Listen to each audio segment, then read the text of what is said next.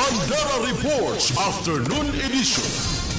Nagpadala ng sulat ang Commission on Elections o COMELEC sa liderato ng Bangsamoro upang mapunan ang nasa 80 pwesto sa Bangsamoro Parliament.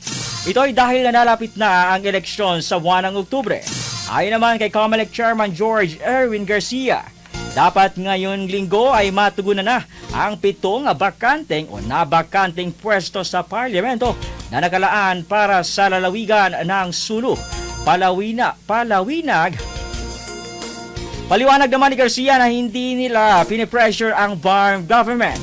Gayunman, hindi ito matatapos sa itinakdang panahon ay maaaring magkaroon ng problema sa pag-imprenta ng mga balota sa paghahain ng Certificate of Candidacy sa mga apektadong lugar. Bandera Reports Afternoon Edition.